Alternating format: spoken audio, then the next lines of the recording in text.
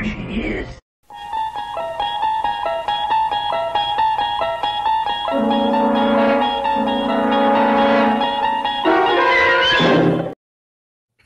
There is a fifth dimension beyond that which is known to man. It is a dimension as vast as space and as timeless as infinity.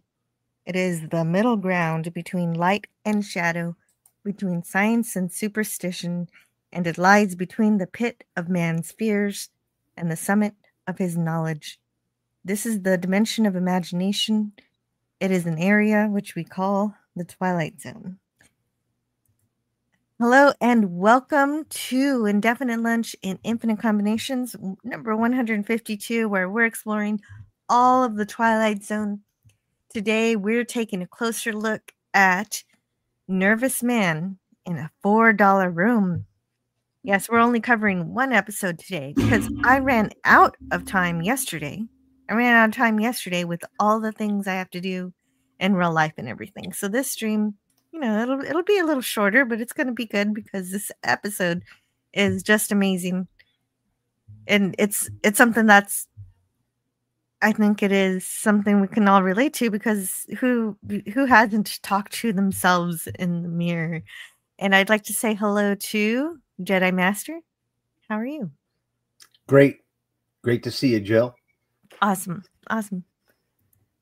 Old Man Bird has the first chat in here. He put here at 3 a.m. last night. Don Knotts, Barry Fife, was famous for his Nervous Man character.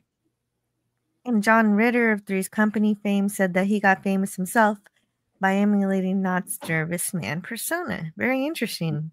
Mr. Furley. Oh, what a character he was. And hello to DJ Playnice, Suzanne. That and was Suzanne. Yeah, I was much earlier, but I still, just in case they come back on the replay. You never know. Yep. Someone who is here right now with us live is Swift -1, Mad G. And we got Gavin Blackbird in the house. He says it's the two calm ones. You. Well, yeah, after last night, I'm sure you need a bit of a break. Well, I can get a little bit nervous if you want, Gavin. No, I'm just joking. Yes. That is his job today. Today, Jedi Master needs to play our main character. And we can actually just get started. Let me pull up my... Let's do this. Let me pull up my slides. Because they're right here, and we need them. We didn't have the title. This one didn't have the title card that I'm used to, but it has something interesting that we'll see at the very end, which I haven't had so far. Oh, there's one more thing I've got to do. Besides sharing my screen, I've got to start up my bot. I forgot about my bot. I like my bot. Link bot. Yeah, you got to show me how to make one of those. You can make one. I'm using Mix It Up Bot, but that's getting kind of fancy. You could make one in Stream Elements or Streamlabs. It depends on which one. Yeah. Is that a paid app? It's all free. For that? Okay. No, it's free. Cool. Not at all. Mm-hmm. Yeah, it's fun stuff. Okay, good. Cool. It's already got it going. So Nervous Man in a $4 Room, it first aired on October 14th, 1960. And even with inflation, $4 today is $43. And that's still a pretty cheap motel room. It was written by Rod Serling, wrote it, and it was directed by Douglas Hayes. And speaking of finances, this episode is notable financially because both the actor required a very modest salary, and the fact that the action takes place in one room makes it so that this Twilight Zone episode came in about $9,000 under budget. And in today's money, that's $98,000. So that's not bad. Girl is Random Thought says, Kapla, from Storm Ravaged Mountain or Man. Oh, I hope the storm wasn't too bad, Gorilla. Is everybody okay? Gavin says, introspection is a hell of a drug. It sure is, and that's what we're going to consider today. Joe Mantell plays Jackie, John Rhodes, and William D. Gordon plays George. So we don't. That's the entire cast. So it's actually perfect. Oh, MN is Minnesota. I didn't notice because it was a lowercase MN, and so I wasn't thinking of proper nouns. How you doing, Gorilla? Great to see you, sir. Yes, yes, it is. Gorilla Censored Thoughts is here, and as I said, we only have 2 cast members, so that is fun. It's perfect that we have 2 panelists. Yes, and we got the muscle with the wrench. We got some Mhm. muscle. Oh, hey, the glove cleaner's here. I've been that nervous man in a room like this more than once, and this nervous man, he is on bed. He's biting his nails. This is a bad habit that he has, but it's not the worst of his bad habits. And so he answers the phone starts ringing, and George is on the line. So Jackie's trying to figure out what is going on with the plan. He wants to know what he's going to have to do. And he wants to know more, and he pries, and all the while he's promising he's going to do it. He just wants to know what it is. And George hangs up on him. Yep. And we get the opening narration. And I want to point out the interesting idea to shoot some of this scene from the ceiling so that we get an overview of the whole room. I love the way this is filmed. It is they really capture his emotions and the angles in the filming of this in this one room. It's genius. I'm serious. Today, they use computers to. This is making something with what you have. You know what I'm saying? And like you said, it came under budget. So look what the end result is. You set up the set and you put a great actor in it, and it doesn't matter. Is my point. You know, that's how I see it.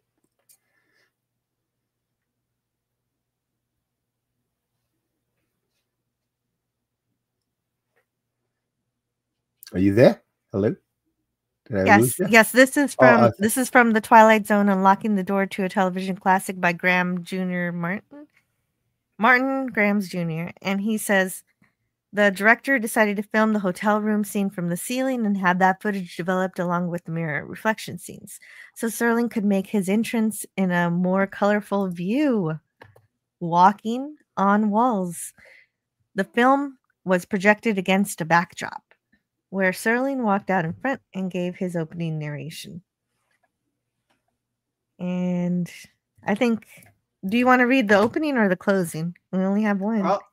I'll do the closing. You can do. All right. You can do the opening. Great. This is Jackie Rhodes, age 34, and where some men leave a mark of their lives as a record of their fragmentary existence on Earth, this man leaves a blot, a dirty, discolored blemish, to document a cheap and undistinguished sojourn among his betters. What you're about to watch in this room is a strange mortal combat between a man and himself. For in just a moment, Mr. Jackie Rhodes, whose life has been given over to fighting adversaries, will find his most formidable opponent in a cheap hotel room that is in reality the outskirts of the Twilight Zone. And the look on his face. Gorilla's Censored Thought says lots of cleanup, but the community is gathering. Oh, right. And yes, I'm sure lots of people get together to help with that. I didn't know that there was destruction in Minnesota. I'm so sorry for everybody there. Sending prayers. Mm-hmm. Yes.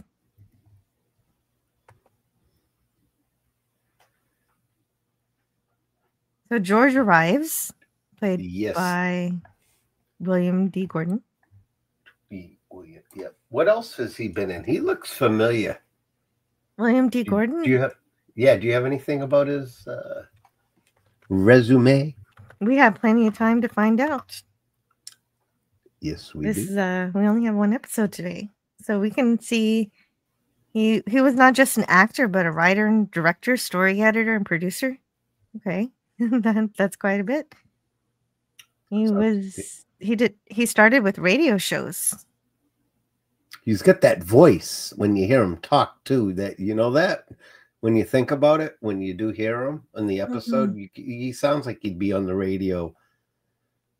Oh yes, and then of course he did move to TV, The Twilight Zone, obviously, Rawhide, and I'm skipping some of these. Alfred Hitchcock Presents.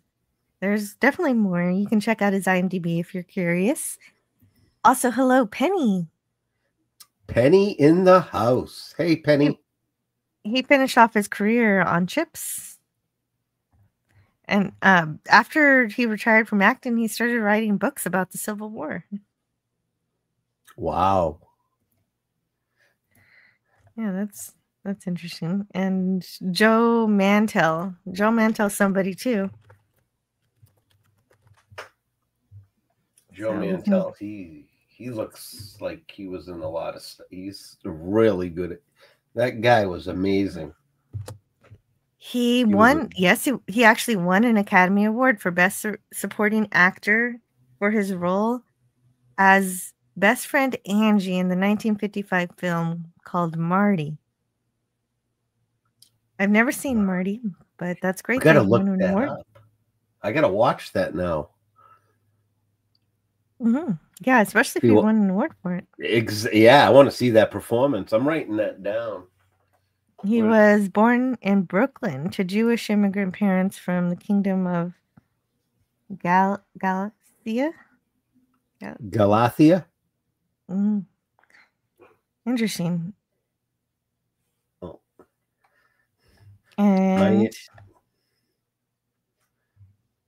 And he served in World War II also, before we even get to his acting degree. Wow. He did some television playhouse stuff. And he started in the Untouchables, which makes sense. He was even in a Man from U.N.C.L.E. episode. I like Man from U.N.C.L.E. Ironside and Maude. Maude? That's where I probably seen him, because I remember I used to watch every episode of Maude. I love that show growing up. There you have it. And he was also in Chinatown. Apparently, he's the guy who says the very last line in the movie. Wow! Forget it, Jake. Rewatch that. It's Chinatown. Say that again. I'm sorry. He says the last line of the movie. Forget it, Jake. It's Chinatown. Now I got to rewatch that. Now I got to watch the other one. What's the name of the other one again? I got to write it down. I need a pen. The other one, what? Precisely. The movie he was in that he won the Oscar for. That one was Marty, 1955. Marty, Marty. Yes. Gotcha. Correct. Privet. Greek letters lesson. Yeah. Yasure Philos. Could you also read his chat? Privet Tevaki Twilight Zonas. Thank you. So that's cool. That was good to have the time to be able to look that up. And so George arrives. Jackie wants to know what he's going to be made to do. He wants better luck this time. Like, I'll take a job, but make sure I got at least a chance of getting out of this. Because if he gets caught again, he's looking at a longer prison sentence, and this is just if he had to do petty crimes. He doesn't even imagine what he's going to be asked to do in a minute, which is way worse. Exactly. He's like, he's like always getting set up and getting caught. Like he's got a pattern of failing. Mhm. As if he is basically the fall guy. Hello to CRC. Hey, CRC, great to see you, sir. And was there somebody else who arrived here? Oh no, that was my bot woke up. That's what happened. Oh, you said something in the chat, so I'll post your link. There it is. I gotta fix it. It's not correct. It's the old one from when you first started.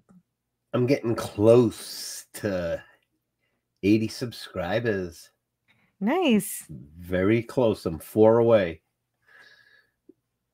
Wait, does that link work? Not a big deal. Oh, the link still works. Okay. Yeah, it is 2022 still. Yeah. Good. I just switched my name and I just do Jedi Master here is for my panel. Makes sense. So George is delighted to hear all of this. He thinks it's funny how nervous Jackie is. And George says, anybody ever tell you what you look like? You look like a man trying to catch a subway at 5 o'clock. You always look like somebody squeezing you through a door. What do you do to sleep at night, Jackie?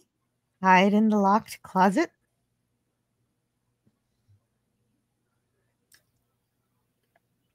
And so Jackie asks again, what do I have to do tonight? He still wants to know about his own safety. And George tells him he's moving up in the world. Yeah. That's one way to put it. And he's moving up. He's like, you going places now. He brandishes the gun and tosses it on the bed. And we quickly understand what Jackie has to do. This time, Jackie has to kill. And George says, you're going to get plenty of lines soon, so don't worry. Oh, yeah, actually, you get lines right now. But, yeah, so let me put them in the private chat here. So you can see the cues. Oh, boy. And you're Jackie in this episode. And you got it. Yeah. I don't know what's going to happen when you have to talk to yourself, but I'm leaving that up to you. I can do that. Don't you worry. I watched it. I was actually practicing while I was watching it. Okay, so George says, now there's an old man, runs a little bar on 38th Street, between Lexington and 6th. He's a feisty old bum. He's always giving us trouble. He don't want to pay off for the jukeboxes. He don't want to pay for protection. We lecture him all the time, but he spits in our eye. So tomorrow, they find the old gleep sprawled across his bar, and then all the rest swing in line. Now that's simple, Jackie. Even you understand. Kill him? You want me to kill him? You're the one, Jackie. But George, I can't get set up for just carrying that thing. I can get set up just for carrying that thing. George, this one ain't for me. There's more. Let's read these two.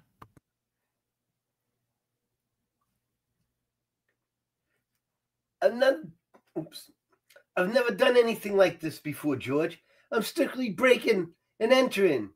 You put me in an alley, I do a mug job, but I gotta do it from behind. I got no guts, George. You know that. George, I got no guts. Why don't you get a couple of other guys, huh? Get a couple other torpedoes.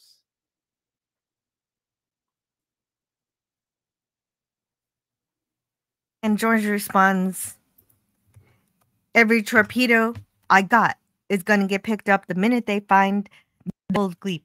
You're not going to get picked up because you're nickel and dime and everybody knows it. You never did a job like this because you never could do a job like this. And that's why you're going to do this one, Jackie. And that's how you're going to get away with it. But George, I got no guts. And this is where this is where George straight up gives Jackie a bitch slap. I can't describe it any other way. Yeah, he does give him my old And George says, "Get guts, Jackie. I don't care where from. You get them under the bed, you buy them from a vendor, you grow them in a pot. I don't care, but you get them and you do the job." Now he closes that bar at 2. You be there when he's about to lock up and you do it. And I'll be back here at 2:30, Jackie. There's a slap. And if I and if I find going. Go ahead. Yeah. And and if I find out that you welshed on me, Jackie, that you chickened out, you're dead. And he leaves, and that's about it. Jackie tries to yell after him. Of course, he doesn't. He doesn't convince him to return. Bites his hand. Mm-hmm. Look at that emotion. Yeah, so the Unlocking the Door book has something about this. Gottschall. Okay, so Gottschall is a CBS executive of some sort, editor. He made a report to Houghton, the producer, Buck Houghton, asking for a few changes and revisions. And he didn't like the lines about the guts or looking for them under the bed or to buy them. And I want to commend Buck Houghton for completely ignoring the CBS editor, because those were some really good lines that would have been ridiculous to cut. So thank you, Buck Houghton, for not just listening to the corporate overlords. No, those lines were great. Especially the action with the slap. I loved it when I watched it. I actually laughed a lot during this episode too. There was a lot of fun. It was like the psychosis, you know, the psychosis part of it, the duality, and then I got a lot of laughter within the drama because it was so well done. I can imagine that. Yes. I was surprised by that. I actually rewound it when he slapped him. I was like, did he just do that? I'm going to see this again. I did it twice. I backed it up like 3 times. When we're watching wrestling, not to get off the topic, but we watch wrestling and a guy goes off the top rope, you know, with DVRs and stuff nowadays. My wife would laugh at me because I would pause it while they're right in the air as they get lower and lower and squash the guy. And then she would just we just stop and just crack up laughing. But anyways, I digress. But watching it over and over again. Well, wrestling is acting too, so I can understand. Oh, my nose. Like the Brady Bunch with the football hitting Marsha in the face. Oh, my nose, over and over again. Marsha. Greek letters Larson says, yeah, slap time. And I'm going to say it in Greek. Sfaliaros tu mapa. I said slap to the face. Oh my. CRC says, oh, I think I remember this one. Yes, I remembered this episode too. This is one of the ones I do recall. Greek Letters Larson also says, someone needs to make a movie where the protagonist goes slapping random people for no reason.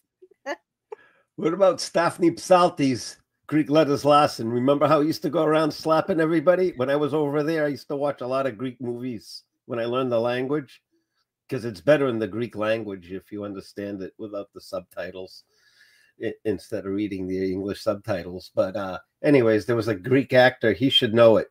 Staphne Psaltes. He used to go around and slapping everybody in his movies. I used to cry laughing. Really? Okay, so you know exactly who Greek Letters wants to see. That's funny. Watcher X says, sure, Jan. And so Jackie tries to call after George. He's already gone. And so, oh no. Let's ignore that. Then Jackie picks up and examines this gun. And I want oh no, I'm good actually. So then he puts it on the bedside table and looks at himself in the mirror. Dun, dun, dun, dun. Mm-hmm. He tries to convince himself to do it by dehumanizing the old man who owns the bar, who wouldn't let himself be exploited by thugs, basically, and that's why he has to die. But this doesn't work. Jackie still can't do it. And Oh, here's a line for you. It's just you. Ooh. Of course, we don't get George again for the rest of the episode. The end. Oh man, I had a long haul. How many nights in a tank? How many nights in stir? How many nights in a cheap, lousy little room like this? $4 a night to roast to death. And Jackie makes fun of the idea of him becoming a murderer, something he's never done before. He's always just been a petty criminal, just stealing stuff, just a thief. And now he has to do more. And but the thing is, he knows he always gets caught no matter what he does, no matter what the crime is. He always gets caught, he always gets in trouble. He knows he'll never get away with it and that he'll get death. He'll get, he'll probably get put to death by the law if he doesn't if he if he does it. And then if he doesn't do it, his bosses will kill him. So he's in a catch-22 there. 3 strikes and you're out. That's pretty Yes, much what he was saying. Yes, he's no good either way. He's dead either way. So you can see how trapped he must feel. I don't know why he doesn't consider witness protection or anything, but maybe I don't know. I don't know why he doesn't. But anyway, now the Twilight Zone happens. Oh, yeah. But I like this line. This one right here.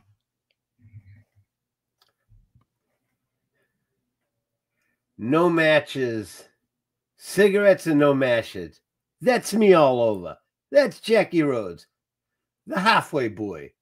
That's the story of my life. Then Jackie sees smoke all around him. Yeah. This expression right here is priceless. Oh, yes. Oh, all the expressions that he makes. He's so great at emoting. One actor doing all this is like, they don't do this stuff. They can't make this nowadays. This is amazing. Yeah, that's because actors used to be trained in theater acting, and this is how they're so expressive. I think. I'm not too sure, but that's something that he did a lot of. Was he the one who did the radio theater? Now I'm getting the two actors confused, probably. No, the other the other one did. Yeah, I think this one did TV theater. Yeah. Yes. And for me, I really like Fight Club, so I think about Fight Club watching this episode. With your inner self that behaves with all your confidence and leadership, except in this case, the mirror Jackie is like his good side, instead of a side trying to make him go deeper into and just deeper into some kind of other self. This is an actual noble. Yeah, this is actually a more braver, nobler version of himself that he has to face, and it has all the confidence that he doesn't have.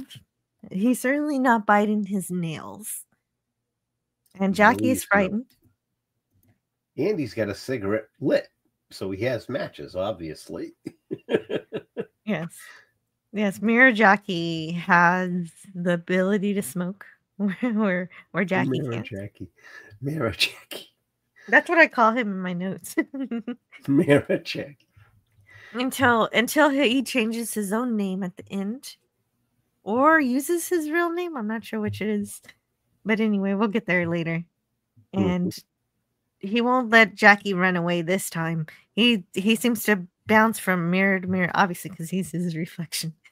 Yeah, he messes with him big time. It's like, and so this is that famous line from we think of the movies Dirty Harry or Taxi Driver, but we first hear them here. So here's those lines.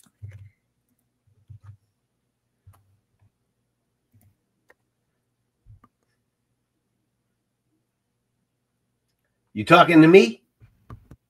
You talking to me? Oh, yeah. You sure are. Now, me in the mirror, we having a talk. I had it, huh? All my marbles are gone.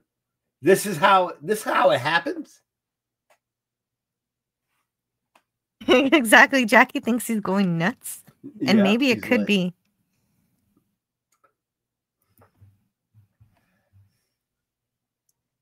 So, and this, look at his eyes rolling into the corner. and so now we're going to talk about how this happened, how they're able to perform this. Usually they use a split screen or they have an actor double. So the way that they did this is from this particular note is from the Twilight Zone Companion by Mark Scott Zickrey, who says, nervous man in a $4 room centers around the dialogue between the main character and his alter ego, who appears in a variety of mirrors.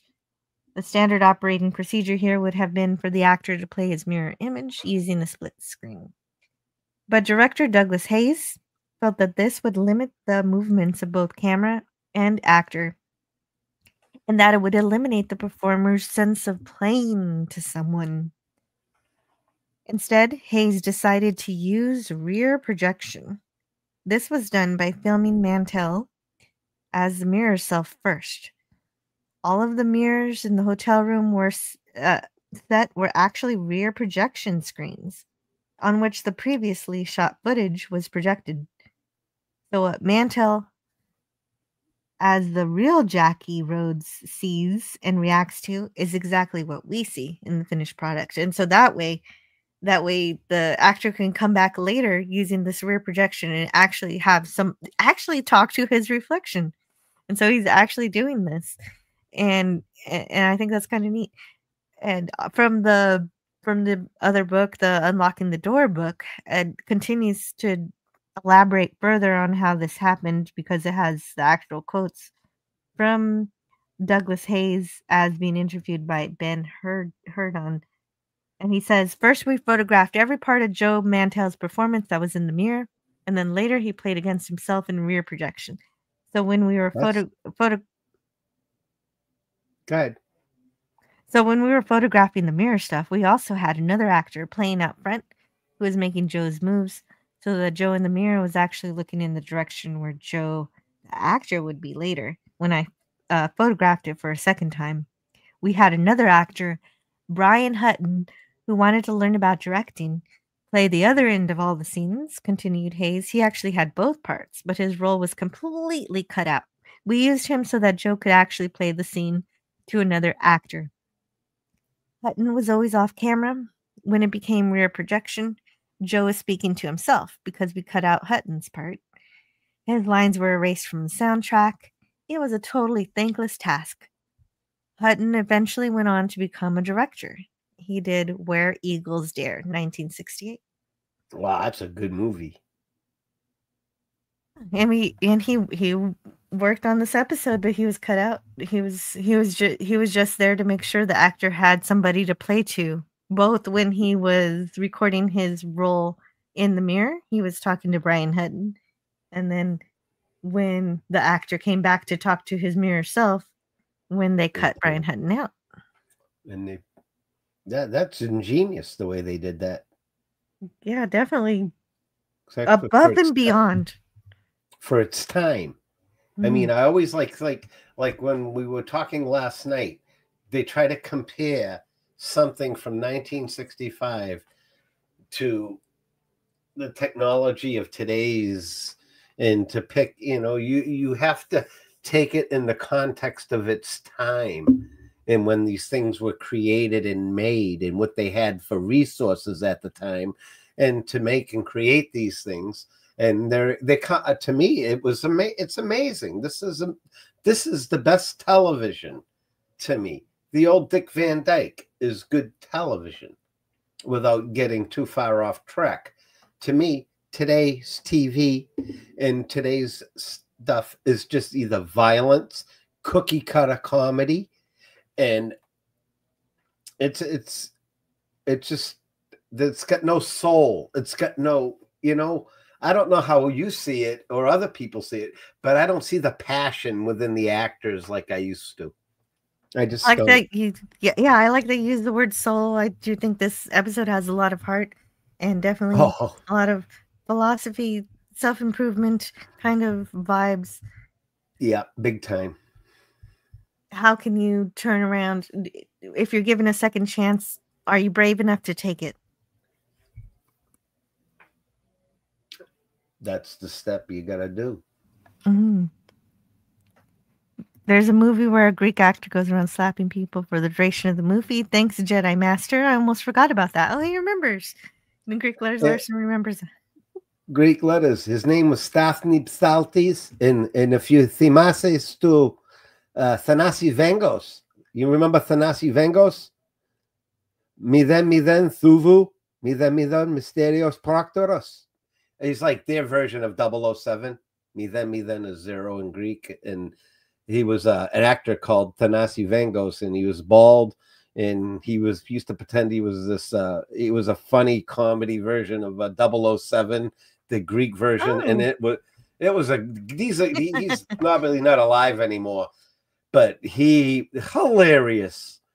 Oh my God! When you go to another country and if you can learn the language, then it kind of absorb some of the culture, and then go watch their movies and stuff, you'd be surprised how funny they are. Oh my God! Like Austin Powers. Oh my God, hilarious! But this was, I'm talking 80s, mid 80s when I watched these movies. Neat. CRC wants to congratulate me on 1,300 subscribers. Thank you so much. I'm still waiting for that 1701, so that's when we're gonna have the party. Congrats. So, I'm gonna keep moving. Hopefully, I can get more. We'll see. We'll see if we can make it to 1,700 by the end of the year or not. Gavin Blackburn says got paid for appearing in the episode and got free smokes. Oh, that's true. I never thought about the fact that are cigarettes part of craft services? Yeah, I think so. For the Twilight Zone. Hey, Brogu. Yeah, hello, Brogu. I think the author of this episode, or is it the director of the episode? No. The director of the episode also directs Eye of the Beholder. So we're gonna see that director again very soon. And I know you really like that episode. Oh, hey, Scotty R37 is here in the chat. He says, hello, all. Hello, Scotty. Hey, Scotty. How you doing? Glad to see you here. Lucky Strikes. They're toasted. Okay. They're toasted. I didn't know that. I don't think that makes much of a difference to me. So Mirror Jackie says that Jackie should know him. So I guess maybe he hasn't talked to himself in the mirror in a while, and now he's overdue for a discussion.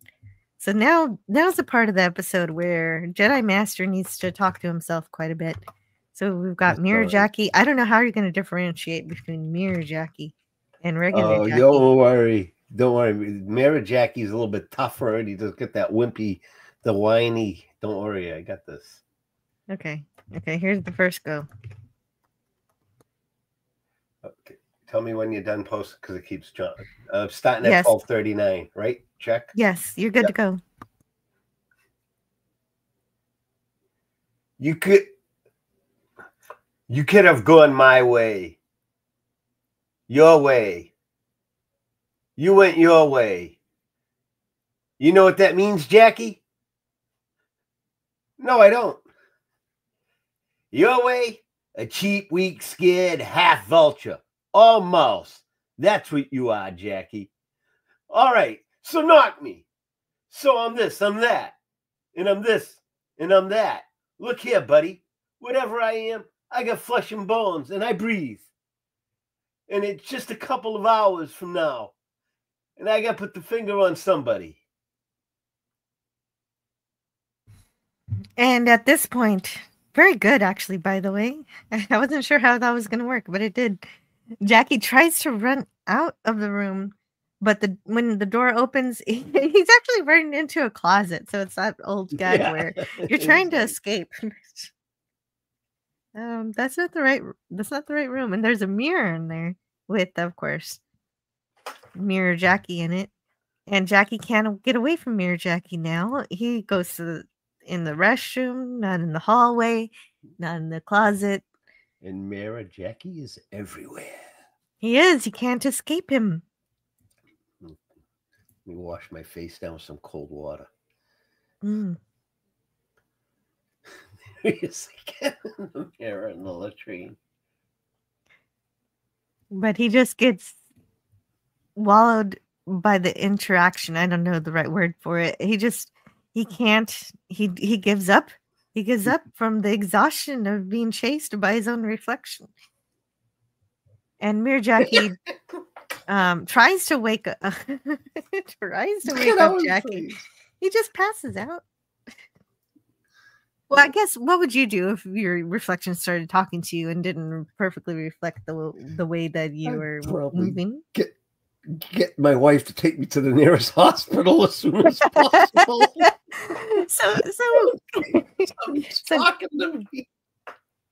So given that I guess maybe Jackie's reaction makes sense. He just passes out. Lost his mind. Pretty much. Yeah. Exactly. And then we get a middle of the episode break. Let's see if that shows up. There it is. There's the break. Da, da, da, da. Yeah. I watched mine on Pluto. Does it just do this? I don't know. So Mirror Jackie's still trying to wake him up. And he wakes up. He checks his watch. And he's getting ready to go out. And whack he's that still guy. Sleeping. Look. Yeah. His eyes are open now, looking at the piece. He's looking at the gun. His eyes are like open. Oh, there's Mirror Jackie's back. Yes. And at least Jackie, he realizes he's talking to himself, and Mirror Jackie has a vested interest, of course, in keeping Jackie out of trouble because their existence relies on each other. But Mirror Jackie says that Jackie needs him. Mirror Jackie tries to convince Jackie that Jackie never trusted or listened to him to begin with, and since he didn't listen to his mirror self, that's how he got caught. Yep. Or you can think of it as he never listened to his courageous side. But he's in the Twilight Zone now. Could this really be an image transcending through time? In space. That's the thing. Yes, it is. And this is a great way to present it. They're letting you figure out whether this is, you're in the zone now. Yeah, this is a great way to present inner turmoil, whether this is a real other Jackie or if he's just talking to himself. Or he's has total psychotic breakdown, pretty much, because he knows he's about to go kill someone for the first time. They're asking him to perform a hit. So, he's the mind can mess with you big time when you're pushed into those kind of corners. Mm-hmm. Yeah, definitely. And now Mirror Jackie is telling Jackie about how all of Jackie's life choices have been so terrible for him, even starting when he was just a kid. Jackie first buckled under the pressure to steal from his teacher and then later from a store, and that got him put in reform school, which of course didn't work because Jackie was just chasing acceptance from people who would never actually accept him. He was just doing what he was told. And so Jackie's running out of time and he starts preparing to leave. But Mirror Jackie protests further and he says in the private chat, there's a new one. You didn't have time when that parole officer tried to help you. You could have listened to him. But you joined another gang. 6 months later, you're in jail again. And the parole officer couldn't help you anymore. Couldn't help you more than Janie Reardon could. Yes, and Janie Reardon, that was the love of their life, apparently. And Yeah. he explains that he loved Janie and Jackie, and Jackie ruined it for them. Mm-hmm. They needed her. He could have found someone to steer him right with Janie. Instead, Jackie graduated from the street gang and ended up in jail for 2 years. And by the time Jackie got out, what happened to Janie? She went away and got married. Exactly. And then we have this. Moved on. And now we have another exchange that I'm going to put in the private chat that I think is going to be really good. Cool. I selected these quotes. These are really good ones. I'll let you know when I'm finished. No problem.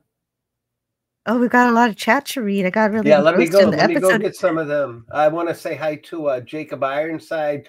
Jason, don't worry about it. You were playing somewhere. Thanks for showing up, Jacob, last night. It's if you come by for 5 minutes or the whole stream, thank you for just showing up. Don't have to explain and say apologize. Thank you for being there for the time you were. Every visit, every person, everybody matters. And Penny, you're in the house. I didn't get to say hi to you earlier. How you doing, Penny? Scotty, I hope you're well today.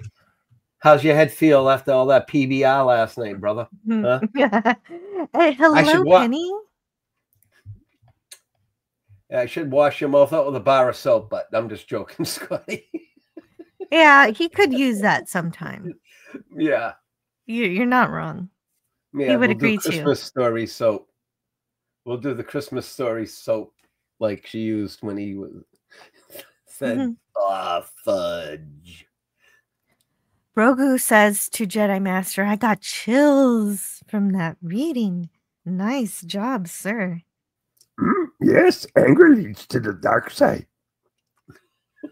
Yeah. No, those were good readings. Lance from the Outcast Creative is here. Hey, Jill, my plane just landed. Sent you like from the runway, where we are currently waiting for a terminal. Oh, safe travels, Lance. And I hope you're having a great time on your vacation. And that you continue to have a good time. And Greek Letters Larson says when they make a break in the middle, they call it an intermission. Well, either that or a commercial break. Jacob Ironside says, Jedi Master, sorry, couldn't be in your chat. Oh, yeah, you responded to this. Me and some friends are playing. No worries, man. Do what you got to do, man. You got to run, you can't be 10 places at once on this. I've realized that. I try to pop in on everybody's streams and give everybody a little bit of my time as much as I can. And if it's late at night and people are running out from the West Coast, I put my earbud and listen as much as I can. You can only don't worry about it. The fact that you showed up and spent some time and visited and that's what matters. Thank you for that, Jacob. Yeah, definitely. Anyway. And it was good that you were spending time with your friends too. Absolutely. I'm not a gamer, so I don't know what it's like to do that. I stopped after Super Nintendo. I started at Super Nintendo. That's funny. Yeah, Lance says, damn, we appear to be stuck on the runway. I'm just waiting for a gremlin to appear on the wing. So is Scotty. He's waiting for that gremlin. Did you feed it after midnight? Scotty posted a link of something. I don't know. Be careful what you click on, but it is a YouTube video, so it should be safe. Oh, it's a Lucky Strike commercial. The old Lucky Strike commercials. I remember those. I remember they used to do cigarette commercials on the Flintstones when I was growing up. Mm-hmm. That was weird. Oh, do you want to see it? I'll play it at the end of the show.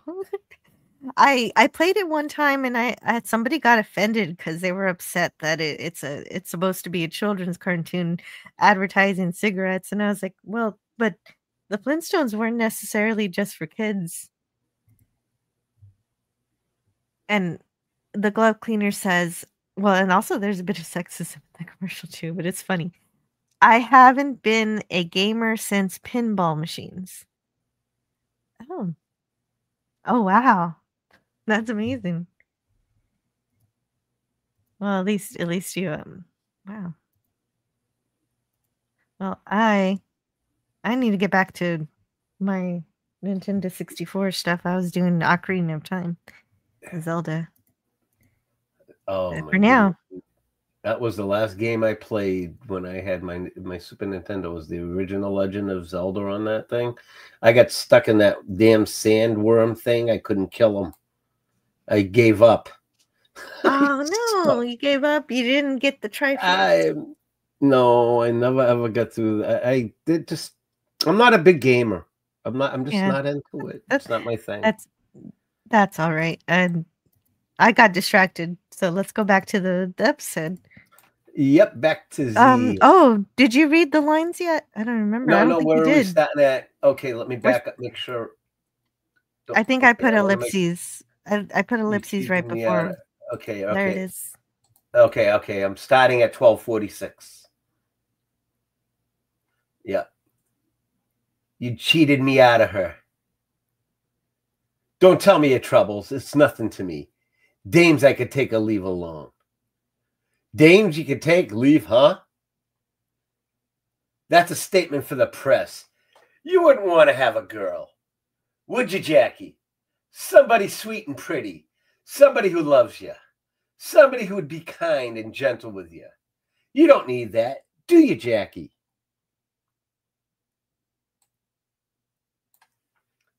Why don't you cut it out? Will you do that? Will you knock it off? What do you want from me anyways? I'm asking you. What do you want from me? I'm still waiting to hear. What do you want? I want to take over, Jackie. I want to call the shots. I want you to let me out. I want a chance to live. I want to live with all the guts and goodness you left behind. I want to live the dreams you dreamed and never had the guts to live. Fat chance, Buster. Big fat chance. I'm me and you're you. And so Jackie appears like he's still determined to do the job. But what I don't understand is why he says he's cutting cabbage. What on earth is what's that euphemism? I need an Urban Dictionary. Cutting cabbage. I didn't look this up earlier. Cutting cabbage. Back then, I'm figuring. No, the Urban Dictionary does not help. I should not have looked. Urban Dictionary just gets dirty. I don't even need. You can just Control Alt Delete. Control Alt Delete. Control Alt Delete. I don't know. I don't know. I'd have to ask. How much bad stuff came up? Should I? Just one bad thing. Just one bad thing. I was not helped. I can give you that much. I don't know why he says I'm cutting cabbage. Well, what are the words exactly? Cabbage. Okay. So I'll give you the line so you can read it for me. So you can see if you can understand it. I'll understand it. Okay.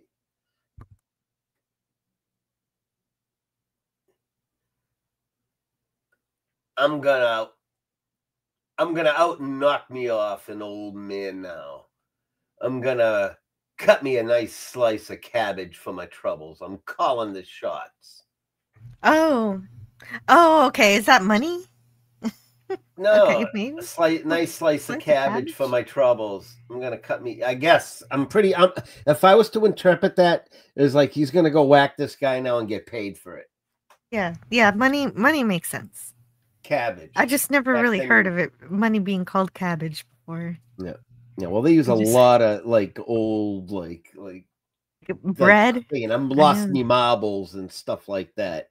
Back then, it was like nowadays they'd say you're batshit crazy. Excuse my language. Yeah, things used to be more poetic. Definitely. Yes. Although, okay, this was actually the first episode produced in the season, in season 2. And yeah, I guess that's also I have this note. There's a Fox sitcom I used to watch when I was a kid called Married with Children, and I had forgotten all Oh, I about this. love that show. But Married with Children is yeah, amazing. yeah, talk about relatable things. But it paid it paid homage to this story in the season 8 episode "Proud to Be Your Bud," where Bundy builds a portal in his basement room, and a clone of himself appears who tells him Yeah, he's a loser, and they yeah, fight. the cool bud. Yeah, I remember that one. Actually, doesn't he show up in more than one episode? He just every I'm once in a not while. sure if I can recollect. It's on. You can watch it on Mhm. any. I mean, Married with Children is. Oh, that's pure gold. I don't think it would go over too good with society's norms today, unfortunately. But Yeah. I like I said, I'm against any kind of censorship. I believe people should censor their own home and not the people that are producing the TV shows. I say if it makes you money and people want to watch it and they're adults, you show that stuff. And if you people don't want your kids to watch it, you step in front, you put the parental controls on, you do the parenting. Don't let the government parent your kids. Yeah, exactly. This A kind little of segue.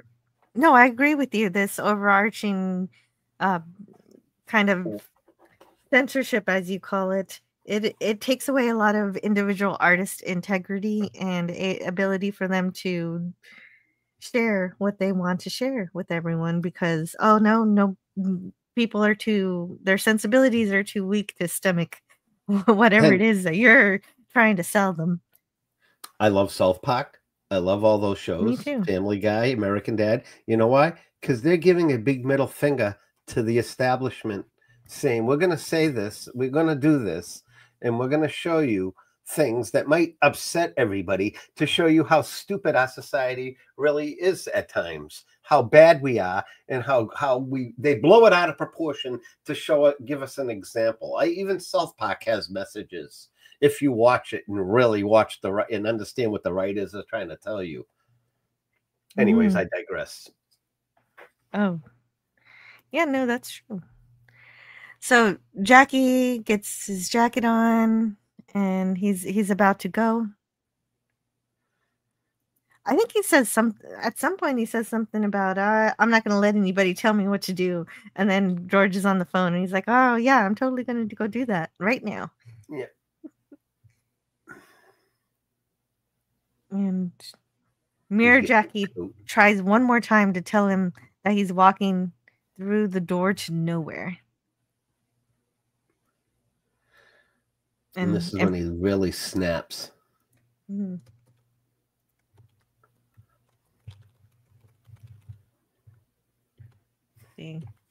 Let's see if yeah, that's the door to nowhere. Yeah. And he calls for Jackie to let him out.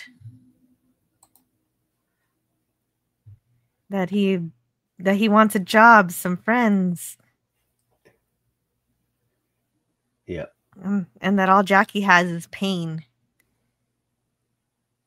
So if he lets him out, they can get friends. And have a life. Yeah, something changes. Jackie actually finally agrees. And he moves the entire dresser just to see how to get him out. And that doesn't work. Then he spins the mirror really fast, and we get this moving sequence. Look at his face. That is quite a face. It definitely makes it seem like something's happening. Combined with his expression and the spinning mirror and the warped reflection, it's passing off this illusion of magic of the Twilight Zone happening. I think it's transitioning. Like as we get to we're gonna get to it, but the spinning and all this action here is, I think, doing something, a change is what I'm trying to say in the Twilight Zone. Yes, and you can actually see the transformation happen. Or you can tell. And what's interesting is that Jackie did this exact thing at the beginning of the episode with his head in his hand, with his whole head in his arms, hunched over like this happened earlier. And George is saying that he's going to take off Jackie's skin. Ew. Yep. Bit by bit. Because no one killed the bartender. So Jackie has to be killed by George unless Jackie does something. And Jackie does do something. He resigns from a life of crime. And this is a really great performance. I love this scene right here at the end. Yeah, because he's been Jackie this whole time, but you can see the transformation into John just amazingly. And George says, "What do you got to say for yourself, Crumb?" He calls him Crumb. Yeah, I love the ending. And yeah, here's the last. There's that. Not much, just 2 words. I resign. You what? I resign. That's it, George. I resign. You can have your gun back, plus the following. Yes, and then he punches him, he elbows him, and he stomps on his foot. He does all the things. He beats him up really quickly, knocking him to the ground. George is completely confused. Move out, George. Don't ever come back for anything. Yeah, so he kicks him out. He does. He doesn't just slap him. He friggin' gives him a right cross. Room clerk. Yeah. This is Jackie. This is John Rhodes, room 14. I'm checking out. Oh, I want to continue that. One more. No, I'm not coming back. No. As a matter of fact, nothing's all right. The room's too hot, too small, and too dirty. It's just a place for bums, but not for me. Also removes the bullets from the gun before throwing it at George and kicking him out. And then he leaves his $4 room behind him. And then we do one last interaction between Mirror Jackie. Now Mirror Jackie is they swapped places, obviously. And so the nervous one who's biting his fingernails is living in the mirror. And John is free to live. What's to do now? We go look for a job? Now maybe we get married. Now we stop biting our nails. Oh, and you also do the closing narration, so let's go for that. Yes. Exit, Mr. John Rhodes, formerly a reflection in a mirror, a fragment of someone else's conscience, a wishful thinker made out of glass, but now made out of flesh and on his way to join the company of men. Mr. John Rhodes, with one foot through the door and the other foot out of the Twilight Zone. Yes, exactly. And one interesting thing that we get at the end of this episode is a preview for next week's story. So I'm going to read it now because he's reading it now. And this is this is the first story we're going to talk about next week. These are familiar items, I'm sure. Television set, electric razor, clock, typewriter, the normal everyday accoutrements that are part and parcel of the 20th century progress. But next week, you'll see them under different circumstances and in a totally dissimilar guise. They'll be machines, but there'll also be monsters. Our story is called A Thing About Machines, and it'll be here waiting for you in the Twilight Zone.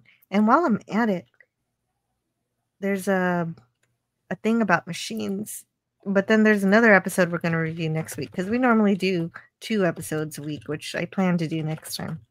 No, well, I will not run too late next Monday night. That I promise you, because it's going to be a potluck show. It's going to be bring your own topic. It's going to be a little bit more. I'm not saying that it's going to be more controlled, and we're going to have 3 segments, and I'm not going to run it late. It's going to be no more than an hour and a half, like I want my streams to be. Last night ran a bit much. And okay, yeah, just an hour longer than normal. Then we had the Howling Man. It's going to be next week also. Cool beans. So let's see what the preview for that one is. It is: down this hall is a very strange individual locked in a room. He's known by various names and by various forms. And next week on the Twilight Zone, you'll be close to the elbow of the people who let him out. Our story is called The Howling Man by Mr. Charles Beaumont. It's designed for the young at heart, but the strong of nerve. I hope we'll see you next week, along with The Howling Man. So those are the previews. So what did you think of this episode? I loved it. I thought it was unbelievable great. I mean, that it was the one of the best, like seeing such a small cast, like 2 people. It was amazing. Yeah, I think so too. I think it was facing your own inner criticism. Yeah, your own personality, your own psyche can be a scary thing, even if you're just thinking about it. Even if you're just thinking about what could be, what your potential is, and whether or not you're fulfilling that potential. Even if you're not being as manipulated, even if you're not being such a doormat as Jackie was, there's something we can all improve about ourselves, and it's not very easy to look at that sometimes.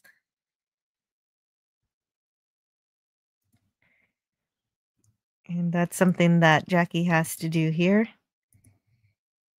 And I think this is a great episode, and I love it very much too. And now Jackie's John. He can start a new chapter in his life. And the one who's biting his nails is stuck behind the reflection. It's great. And so John will be able to look at the mirror and say, yes, this is what I don't have to go back to. And it's a simple story. It's something that it wasn't overly complicated. I think it has a good rewatch value too. Great psychology.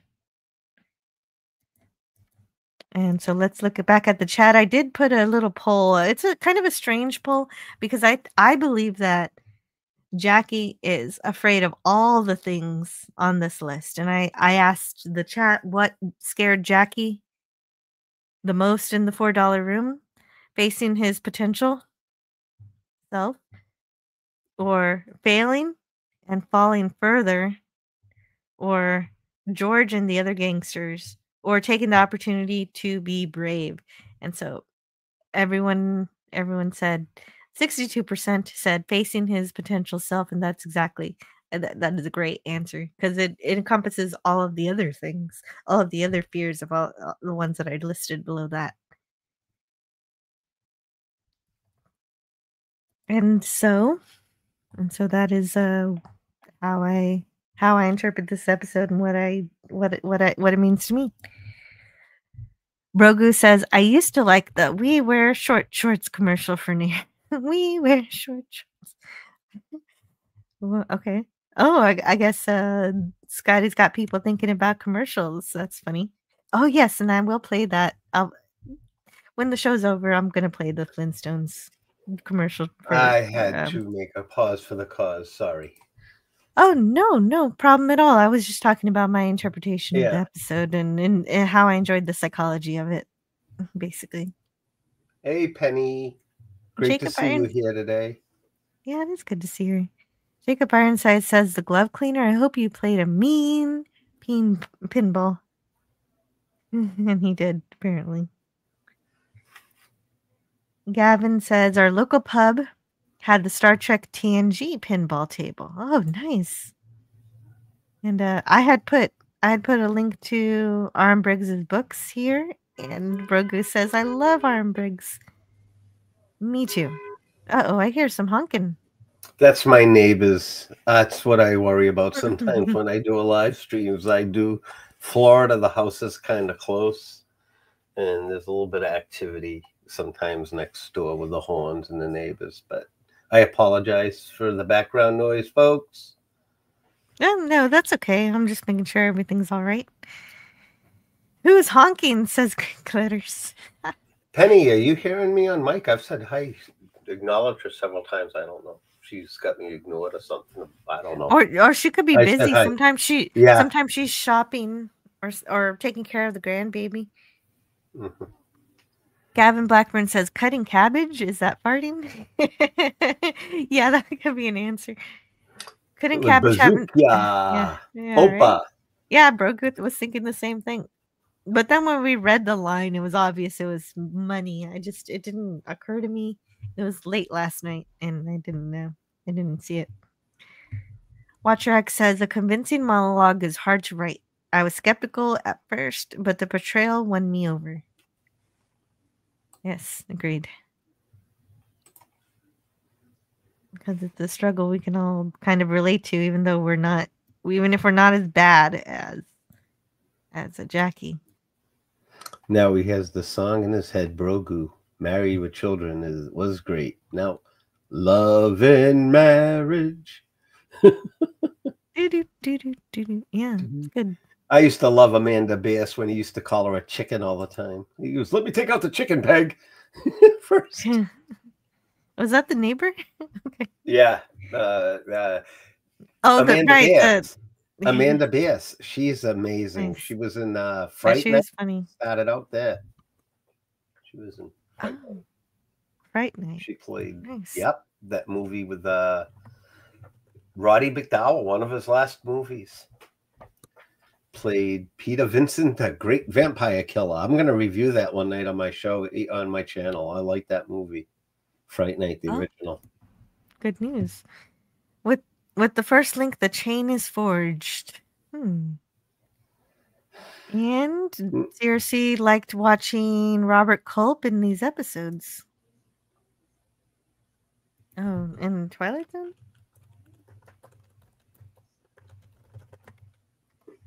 Oh yeah, he definitely does show up. I don't think we've got to his episodes yet. It looks like we haven't got to any of his episodes at the moment.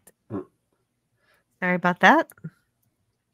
I like my Major West figure because he looks like he's in his freezing tube up there when he's up because the light's over it.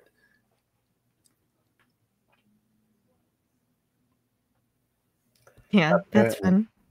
Greek letters lesson. Yes, please. Apparently, the algorithm doesn't like the name of the protagonist of Married with Children. Why? What happened? What does that mean? Ed O'Neill? Oh, Bud Bundy. Damn shame I got distracted and missed the show. Hey, Sig Wilson. Well, it's good to see you now. I know it's and we only had one episode, so yes, you did pretty much miss the show. We finished our review. Hey, Sig. Oh. Greek Letters Larson says, okay, show's over, folks. Tune in next week for the rise of the machines in the Twilight Zone. We'll be attacked by a vicious toaster. Or an electric shaver. Oh, man. What was that movie with Emilio? Maximum Overdrive. Where all the... Did you ever see that one? No, I've That's a never good seen Maximum sci-fi. Overdrive. Oh my goodness, cult classic. Jill, we got to do that. Oh, there's so many movies I haven't seen. Cult classic. Maximum Overdrive. I love that movie so much. It's Oh, kind of graphic, but it's pretty cool. It's I'm okay with that. and trucks take over, machines just that, and these people are trapped in this diner in this truck, these big rigs. They all become like, it's like almost like the Terminator, but with household Cars and appliances. trucks. Trucks and appliance. It's pretty amazing. It's a good movie. I think Emilio Estevez. I have to look it up, but I would definitely like to go over. You'd really like that movie. It's a good watch, Jill. Do believe you. Gavin Blackman says I'm voting for The Howling Man as the best episode next week. Jacob Ironside agrees Howling Man is creepy and good. Oh, let's see if I remember it, because I don't always remember the title.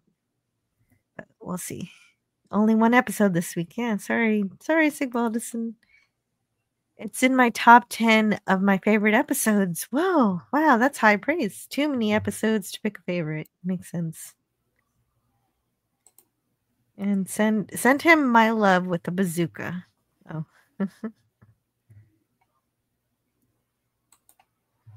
So next time you stay in a Fleabag hotel, get rid of all reflecting devices. So the mirrors don't start talking to you.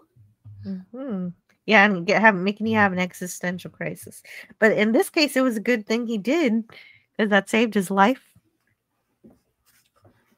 Well, I had a lot of fun reading those lines too. Yeah, you were really good at them too. I thought it was going to be impossible to tell the difference between Jackie and John, and I kind of mixed them up sometimes. But you seem to know when John was speaking, even when I messed up the. Did I pull it off? Yeah, you did. I think so. All that summer theater paid off when I was a kid. Nice. The Howling Man uses some great camera angles. And Watcher X says, it upsets me when modern actors can't project their voices.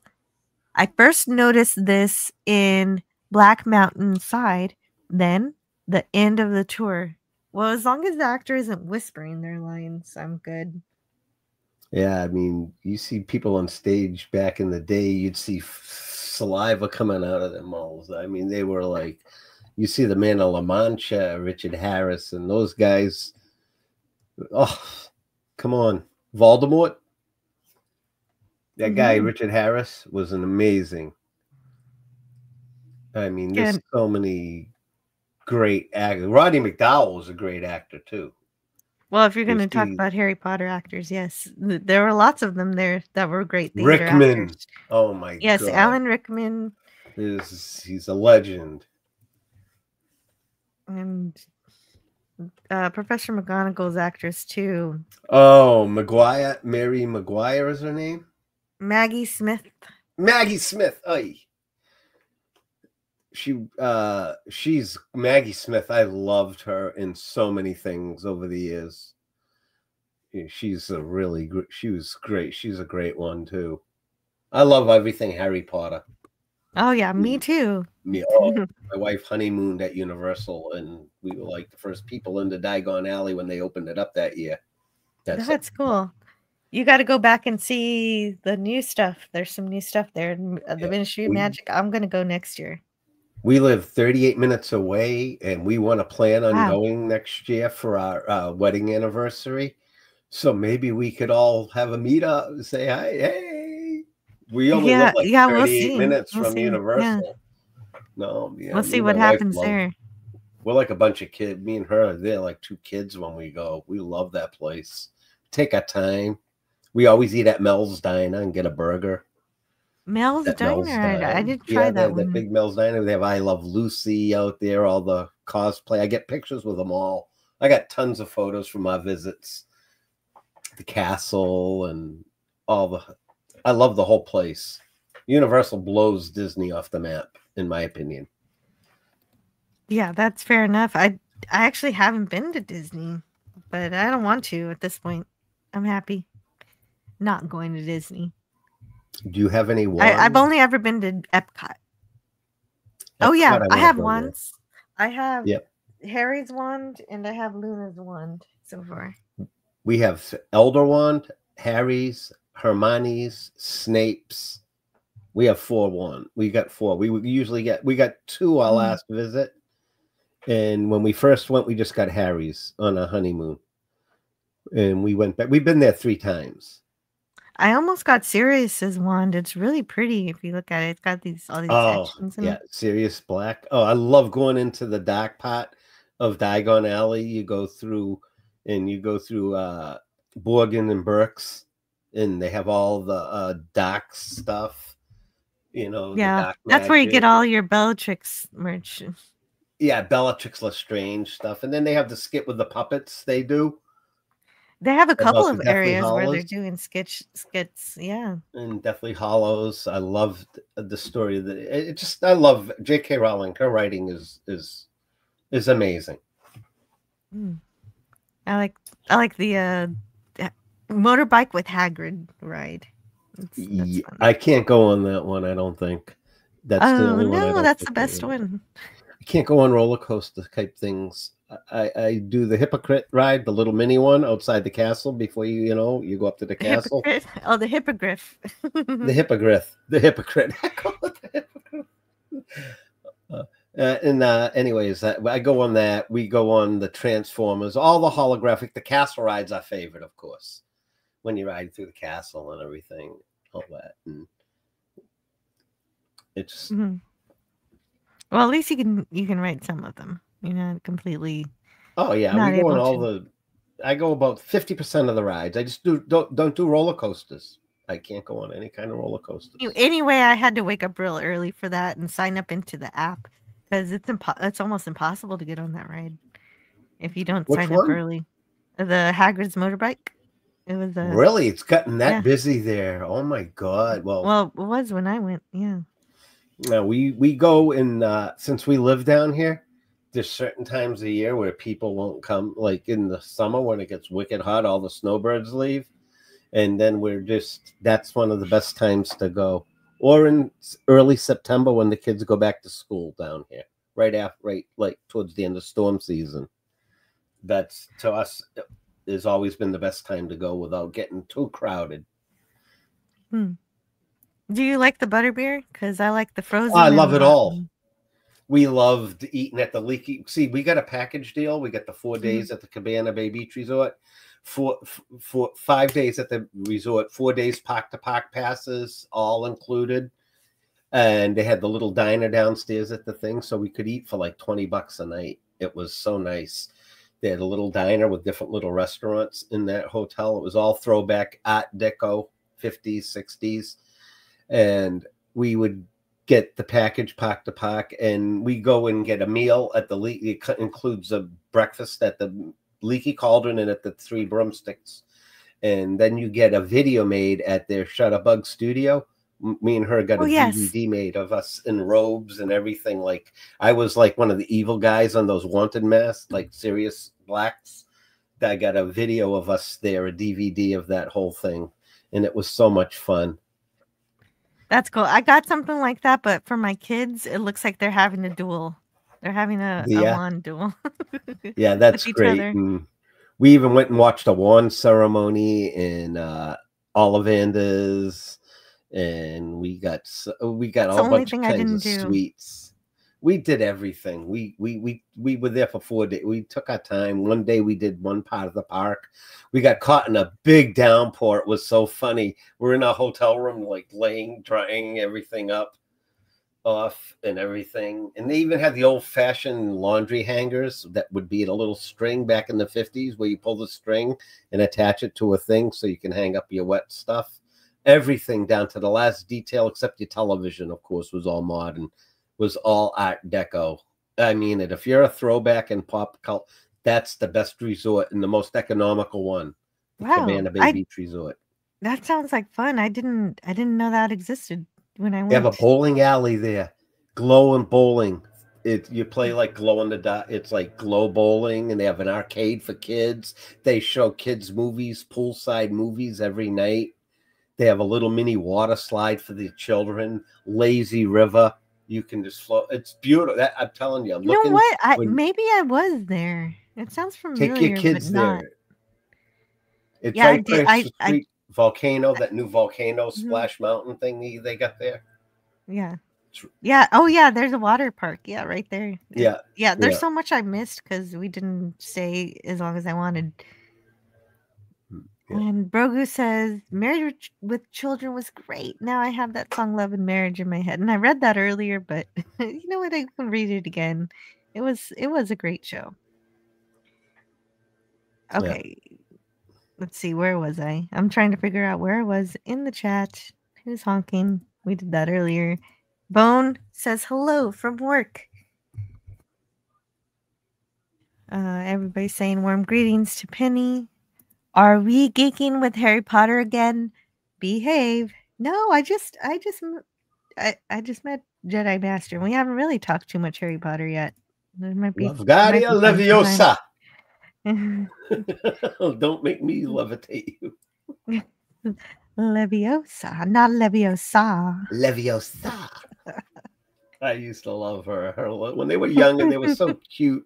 The first episode, I love the first one because they were so cute. I mean, they were three, how they became friends, the character arcs, the development, the writing, and that they couldn't have done it any better. Yeah, they did bring it to screen pretty well. I didn't find any flaws in anything. I mean, the books are more in depth, of course. Yes, and that happened when I reviewed the movies. I would read along with the books, and so if you listen to my live streams, I'll review the movie, and then I say, well, but also they left this out, and so it brings everything into context. Yeah, the movies would be like 8 hours long if they put everything in it. I mean, they had to kind of compress it, but like I said, she's a genius. And yeah, she is. It's kind of difficult to not be best friends when you've taken down a mountain troll together. Mm-hmm. I just love it. Mage's Media Museum says, speaking of Rickman, I'm covering Galaxy Quest Sunday for trivia. Sunday. That's a good one, Mage. Sunday is Geek Pride Day. Basically, yeah, because you've also got Star Wars and you've got, and then also I think Hitchhiker's Guide to the Galaxy celebrates that day too. Geek Pride Day. He's not wrong. Alan Rickman's a legend. I'm telling you, Snape, no one could. He was like born to be Snape, just like the guy that plays Peter Quill in Guardians of the Galaxy.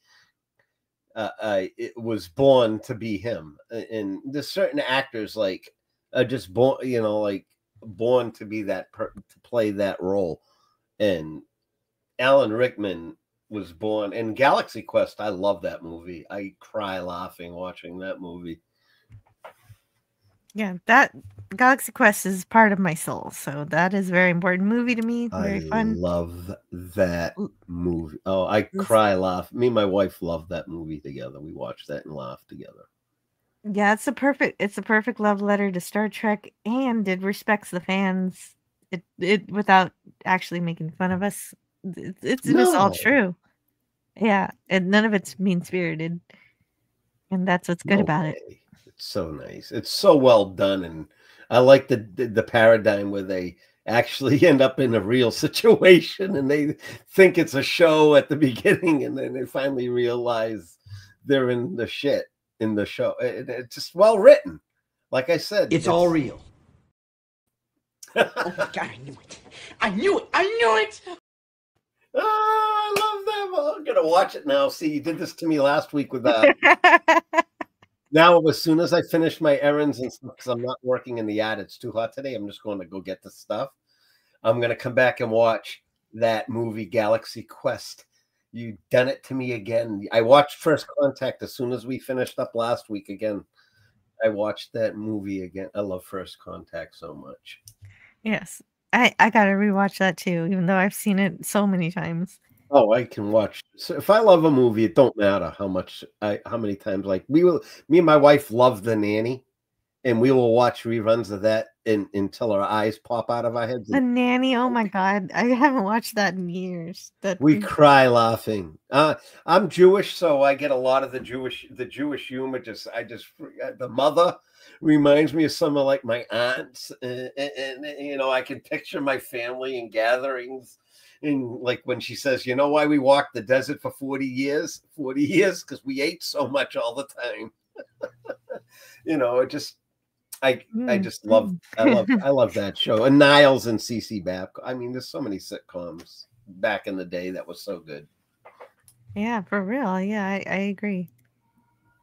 Hey, I got a super chat. Sigvaldison, All right. that's so sweet of you. Thank you for supporting the channel with the $5 super chat. He says, Right. praise to our eldritch God who will free us all upon his freedom. May you both have a great rest of your day. You too, Sigvaldison. Sig, you just make sure he stays in there and he pays his wampum to all his children. Yes, right. That's right. He has lots of children all over the country. Little Harvey needs to take care of his responsibilities. Yeah, baby Harvey. Yeah, Harvey needs to take care of all the baby Harveys and baby Harriets all over the place. Yes, he does. Oh, could you read this Star Wars chat from Greek letters? I can understand why Mace Windu's lightsaber is so popular because it's smoothing around, but Bellatrix's wand is twisted and crooked. Doesn't make sense to me. Bellatrix was strange. I mean, yeah, go ahead. She's twisted and crooked. Oh man, Helen Bonham Carter. I know she's in everything. She was like almost Pedro Pascal for a while. Every time you turned around, you saw her in a movie. But she was really wonderful. I mean, she was born to be Bellatrix Lestrange. Come on. She was amazing in that. I mean, jaw-dropping performance. And also liked her in Live from Baghdad with Michael Keaton. That's another good movie. HBO. He knows how to play. Itty bitty baby. Boy. I love it when she's running. I killed Sirius Black. You gonna get me? Coming to get me. And he hits her, and then he hits her. Yeah, that's good. Oh man, I could go on about Harry Potter for hours. Mm-hmm. I know. Yeah, me too. I actually have more clips than this, but I had to get rid of some of them. I have a lot. I uploaded like a gazillion funny ones for Lost in Space. I'm going to rotate them out as each episode, each season. I get so many moments, funny, insane, funny, silly things when we get to that point that I love. That's even though people think it's like, well, that's the fun and the charm of the show to me is the corn. Oh, definitely. And I'm going to be pointing out when the science isn't quite right, but I'm still happy. Oh yeah, I want you to. I mean, I do it myself.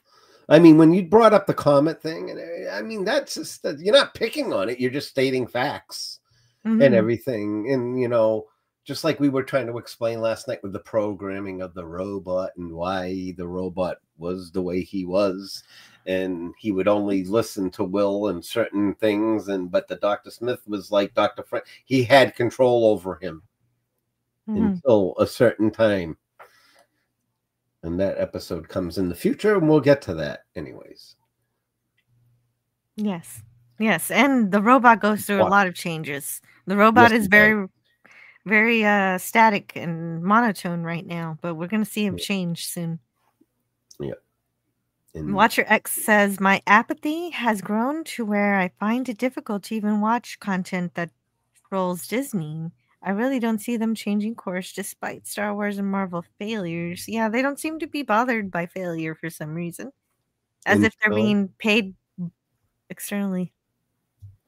I think until the board finally said, there's going to have to be a board that Iger doesn't have in his pocket to say enough is enough. We're losing money, cash, hand over fist. And they put an end to it and fire him. The only way it ends until is unless they clean house, and I don't see it anytime soon. And I wish Disney would go back to making beautiful new, let's have some new ideas. Stop making live action movies out of animated classics and trying to rewrite stories that are already been told. Just make something new, something that is not motivated by anything other than entertaining people and children, boys and girls of all ages. Let's make Yeah, you laugh, let feel one happy. let one author have a unique idea that they write, and stop having boardrooms get psychologists together and say this is what the people We- should want, and we're gonna make them watch what we think that society needs, and that's We're gonna just not force gonna be feed them. fun. It's almost like Ralph, That's his father in the Yeah. Christmas Story. I'm gonna make him eat it. I'll shovel it in when he doesn't want to eat his food. The little kid, he's like, Disney is doing that with their content. They don't care. They get like when they made the Acolyte and the Last Jedi. I mean, Rian Johnson just basically gave a middle finger to every Star Wars fan when they Yeah. murdered they murdered Han Solo in Rise of Skywalker. I mean, I wanted to walk out of the cinema right there. Was it Rise of Skywalker that he was killed, or I think it was No, Last Jedi. Force Awakens. Force Or was Awakens. it was Force Awakens. It was the Yeah, first the first one when The only reason I know Ben Solo the- killed him. Yeah, the only reason I know is one of the first two was because I never watched Rise. I stopped at Last Jedi. I watched them all. I'm a completionist. Unfortunately, it pains I me couldn't do to it. say. I couldn't do it. I had to. There were. Oh, I had to see Billy D. Williams. I'm sorry. He was the only reason really in seeing Carrie Fisher the last time before she really passed away was in that movie. And that's the only reason why I watched that movie is to see them too. And the only reason why I watched The Rise of Sky, the Force Awakens is because I knew Mark Hamill was going to be in it, but I didn't know it was going to be in for like 30 seconds at the end.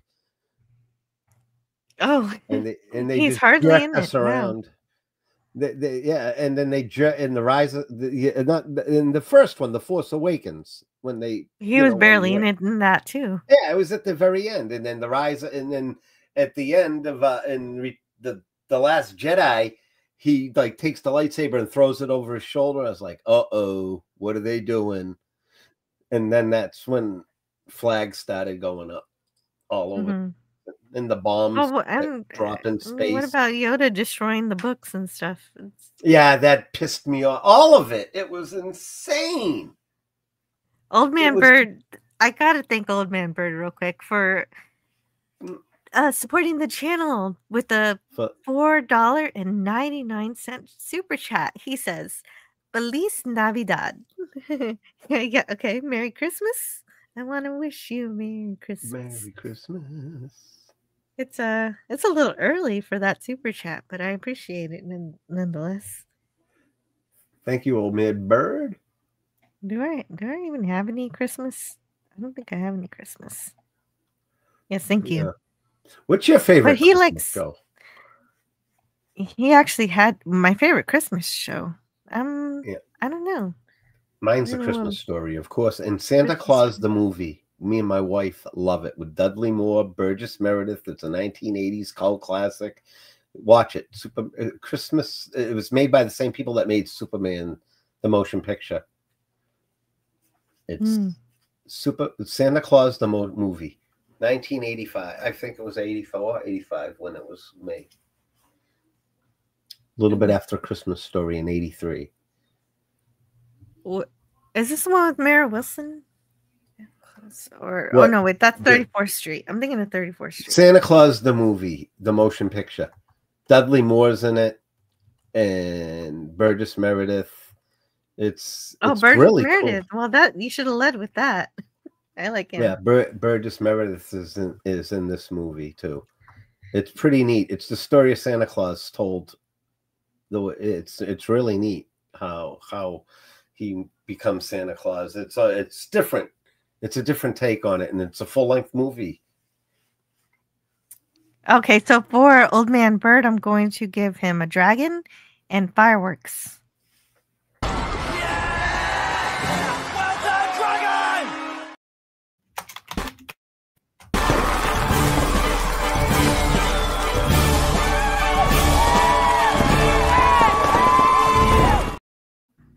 love that. I love that. Oh my God. Order of the Phoenix is one of my favorites. That lady that plays the teacher. Oh my God, the mean. Oh, what's Umbridge? Dolores Umbridge. I will have order.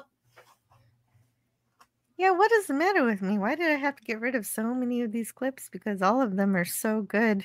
And I wanted to hear that sound from the movies, from Harry Potter.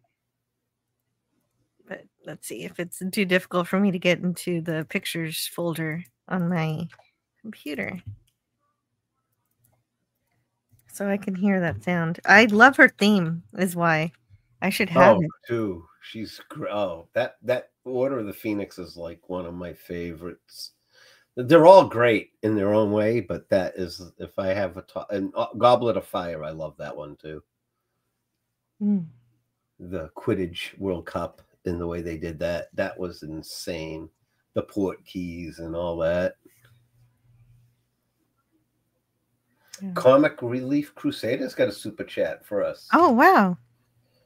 $10. That's amazing. I'll look at it in just a minute. I was distracted with video. I have like, how many videos did I make for Order of the Phoenix? I must really love this movie. I have 130 videos. I cannot find. Wow. And these are just clips. I thought I made a lot of clips. Holy, 130 from just that one? Yeah. Yeah, that's the problem here. Oh, I used to go nuts on the slideshows. I cut them in half now. I love it. You're right. Weeding them out. No, you get through it, but it's not like too many. I was like showing 420 clips in some slideshows. That's way too many. Mm-hmm. No, I guess I'll have to find it later because that's too difficult. But what I can do is read the super chat from the Comic Relief Crusader for a Canadian $10 super chat. Thank you so much for supporting the channel today. The Comic Relief Crusader says, "Here is some wampum. You're the most kindest YouTuber I know. Congrats on everything you do. You make this corner of the internet the best. Love you all." Thank you. Thank you, seriously. That is so sweet. Yeah, and I'm sure I know he's referring to Jill because he hardly knows me. He's just getting to know me now. Oh, that's well, you're a lot of fun too, Jedi. You're good people, Jill. I love doing what we do here in our Monday show, and you're good to work with. You know, not working. I mean, just to hang out and do this stuff. You're good and you're balanced, and you're engaging with the audience and everything. Oh, I appreciate that. That means a lot to me because I do put a lot of work into even though I only had time to do one episode today. Look at how much time we're getting out of it. Yeah, but it's not just, it was a great episode. Mm-hmm. And the preparation I know now that I go into, and I don't do the lines and stuff for the Lost in Space like you've been doing because I wouldn't know where to start to do them. So I'm just working on I'll tell you how I do it. Right. Yeah, and doing that, just focus on that first. But if you do have time to get lines, you can't just guess. You do it while you're watching the episode, and you're like, that is a good line, and you put it down, and you got to just copy it down. And sometimes the episode's so good you've got half the script in your notes, but that's okay too. Yeah, but I don't write notes when I watch an episode. I usually just go. I want to just try to download a PDF with all the stuff on it. I wish they have a script. Because I wish they had a screenplays. That would be nice. I pretty much got most of them memorized. If somebody had the screenplays of Lost in Space, I'd love to just be able to download those. That'd be cool. Oh, I'd love to have them with all the. I got the Reluctant Stowaway on that mini script I showed you, Bill Mummy's copy, in my box set of my Blu-rays, but it's small. It's his script from the Reluctant Stowaway. Nice. It's a exact replica in a miniaturized fashion. It came with my set. I got a blueprint of the robot, studio cards. I don't think I've showed you this set, my Blu-ray set. I'm not sure if I did open it and show it, to you, but I can show it at another time. Oh, another time. Okay, another time. Another time. Save it for your show. Save Yeah, it. I figured, yeah, because this is Twilight Zone, and keep it. Yeah, yeah, yeah. Well, we left the Twilight Zone a little while ago. Media music. I only do about 20 slides on average. We escaped the Twilight Zone just like John did. So lucky for him. He got to leave, and so did we. Yes, I would not want to be stuck there.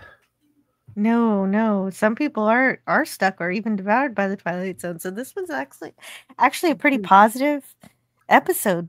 This one was something where somebody actually did get to make a turnaround for the better. Yeah, he was going to go out and whack someone, and turns around and whacking the guy that he wanted to whack. Wanted him to, he stood up for himself. Yeah, and without actually killing George, which I think was even better. He did it. What he did was more noble, more courageous, and it's much braver to not fire a weapon. And I was very happy with the ending. Yeah, I thought I was kind of figuring that was turning when he saw him spin in the mirror, and then I seen the weaker side of him in the mirror, and then the stronger his other half of him go out, says, I'm going to go get a job. I'm going to go have a life for myself finally. And I'm not going to be a crook no more, or, be a petty thug or a mobster, and stood up to the guy that was pushing him around, the mob. And like you said, he got out. Yeah. After an entire life of crime, all the way back to his childhood. That's pretty intense. It's a incredible episode. I think it's up there as a good one, a really good one. Found a screenplay for the Lost in Space episode, The Keeper. Mage is an amazing panel person. I've seen him on many panels. He's great. Yeah. If you'd like to join us that day for The Keeper when we do it, Mage, it's a 2-parter. We're probably going to have to do it in 2 weeks because it is a long episode. Oh, The Keeper is cool. Yeah, it is a 2-parter. I think. Yeah, go ahead. I think we reviewed the 2 parts in one. I don't remember, or if we did one at a time. I don't. When I did it with Pop Culture Curator, and check. We can start it a little earlier that night if we do both episodes. It depends on your schedule. I like to make sure I'm in tune with what your schedule is, so that I'm not cutting into your family stuff as well. That's true too. That makes sense. Yeah, so if we break it into 2 episodes, we could just do it 2 weeks. I mean, part 1 and part 2. That's when I was a kid. That's how it would happen. I'd watch the first part, and then I'd have to wait till the next Wednesday afternoon to watch the second part. And so I'm trying to see where I have The Keeper, and I reviewed it with Pop because we did it. We got a ways to go. Where is it? It's a good one though. Oh, I love that episode. Michael Rainey, Klaatu, the guy that plays he's a great actor anyway. So we did it in 2 streams. We didn't do it all together. That's what I figured. To break it up to 2 parts. Yeah, the script is for part 1 of 2. Well, yeah, and I couldn't find the one for last night. I was trying to look for it because it would have been really helpful to know when everyone was saying what. Because you can find transcripts all day, but they don't have the names attributed to what they're saying. Do I need a PDF downloaded to find the transcripts? Do you copy them and save them? Because if I can do that, I know the character. I mean, what lines are what. I could break them down. I could probably figure out how to break them down myself. And that's what I do when I watch it, because I'm watching the episode and I can tell who's saying what because I'm watching it. And so it's not a problem if I prepare beforehand. But anyway, I think we're getting into show note stuff. Oh my goodness, I think that's my mother at the door. And I gotta go anyways too. I can't end the show so abruptly. I've got to. Can you talk for me for just a minute? I promise I'll be right absolutely. Yeah. Anyways, What was I gonna say? Mage, you got when we do that episode, if you like, you can join. You're more than welcome to join us on the panel for the keeper, both parts. You know, and we'd like to. You could do some readings if you'd like, Mage. Just that's a thought. Hey, Swift -1, great to see you, sir.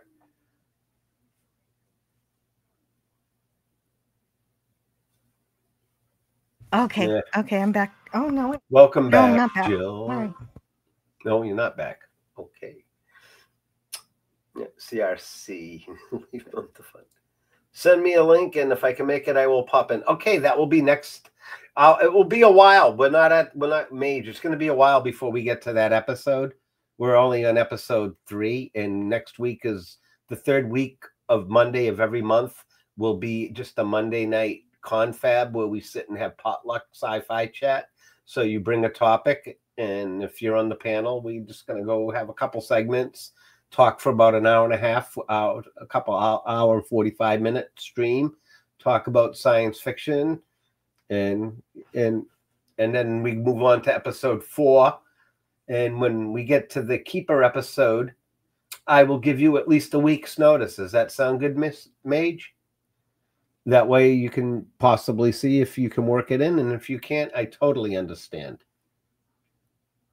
You want to do the robot. Whee! That's from the Golden Man episode, where the Golden Man, Mr. Kima, does battle with the frog creature. That's when we got to season 2, where it was the alien of the week. It starts soon and lost in the first season. You get alien of the week 2 eventually, like into the 5th episode. You start getting different aliens and stuff like that. But there's some good Twilight Zone episodes with Bill Mooney. A Phone Call from Grandma, It's a Good Life, and Pip. I mean, Bill Mooney is pretty amazing in the Twilight Zone. In the Twilight Zone. So sorry. Welcome back. No, I stayed away for too long. I'm a Gabby. The coffee's working good today, and I'm not like, all right. I'm not zoned out. Oh, sometimes my body says I'm 60 and my mind says I'm 21, but my body doesn't think for me. My mind thinks more than my body allows me to do. But Okay, but I think we are good, and for now, I think that's good enough for this time in the Twilight Zone. I think 2 hours is good enough for covering a 30-minute episode, 20-minute episode. It was nice chat. It was nice, good discussion. Even though we segued often into Harry Potter and some of the other stuff, I enjoy a good discussion like this. Oh, me too. And it was great. That's why I have my shore leave shows. That way they're a little looser in terms of we're not focusing on just one thing. I want to make it to them one of these days and be able to sit in on one of your shore leaves. That's just sometimes my schedule. I have to divide my personal life with my YouTube world now. So that makes sense. And the real world needs to come first. The 3D world. Not to say this is fake. This is all real. I love this. Trust me. My wife loves this. 2-dimensional too.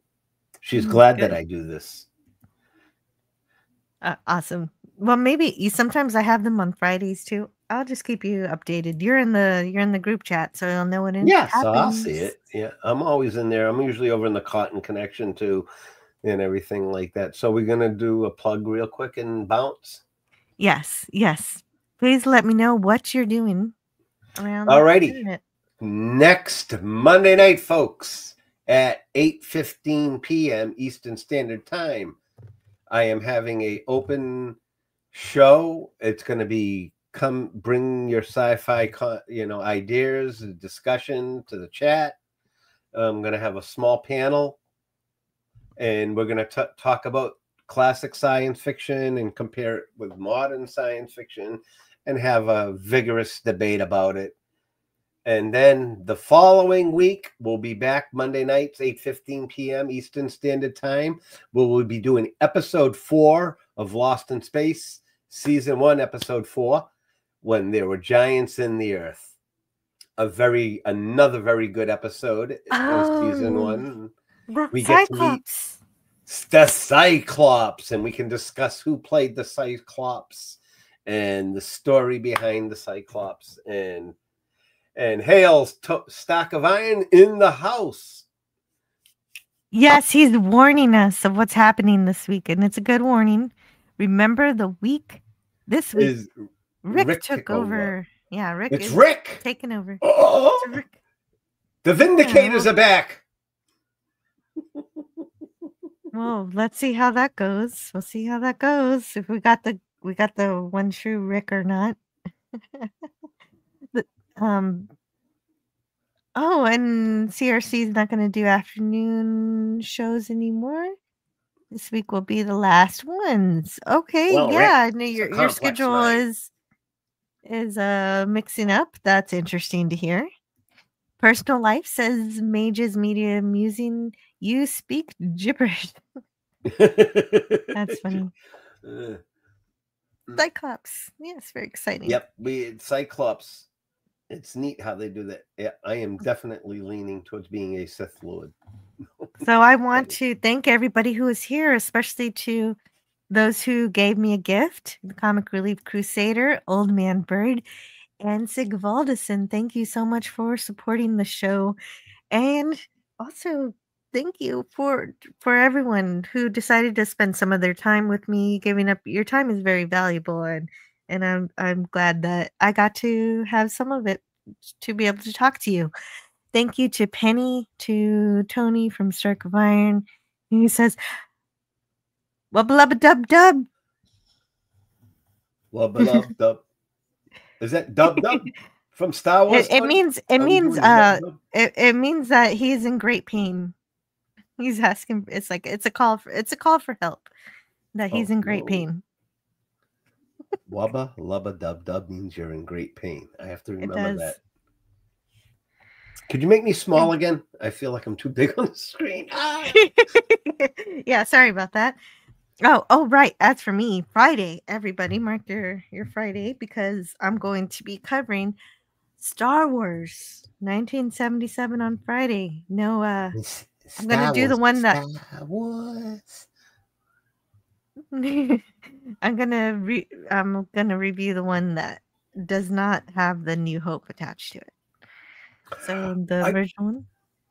I have the DVDs of the unedited original without the New Hope, the original Star Wars with Nub at the end, without the it's not the special edition. I have the original 3 DVDs of that.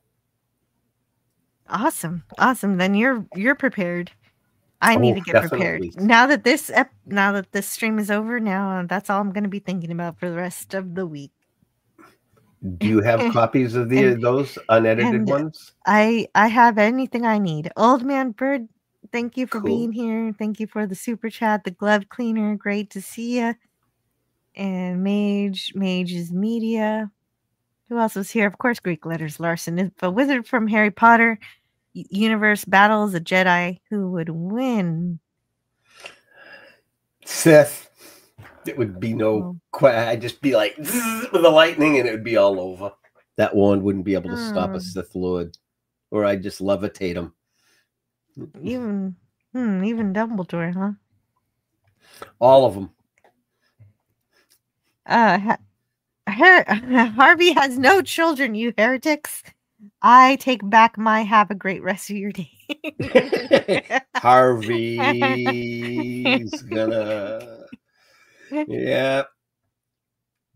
Watcher X, thank you for being here. Watcher X and Bone. And who else was here today? We have a minute to thank Gavin Blackburn. And I don't always do a roll call, but today's your lucky day. I'm doing one, whether you like it or not. Brogu, thank you so much for being here, Brogu. Always good to see you. Scotty R37. It was great to see you too. And maybe he wants to see that that commercial. I don't know if I should. Can I play a Lucky Strike commercial? I don't know if it's from the Madman show. I'll probably get a copyright claim. I'm not gonna risk it. I don't know where it came from. Stock of Iron says just channeling the character takeovers once a month to becoming the new juggernaut of entertainment. You're on your way, Tony. I mean it. You're growing exponentially. And in any case, it's just fun to play. So we'll see how the interaction goes. Should be fun as long as it's interactive and we get to talk to you. That's all I'm looking for. See what else is happening. Let's see who else was here today. DJ Play Nice, there it is, and Suzanne, and that's everybody. I hope I caught everyone. Yep. You did. Thank you, and thanks everyone for being so insightful on the panel and the chat. And I hope to see you again on Friday for Star Wars, and then next Tuesday in the Twilight Zone. Goodbye, folks. Thanks for being here. Thanks for having me, Jill, again. You're welcome. My pleasure.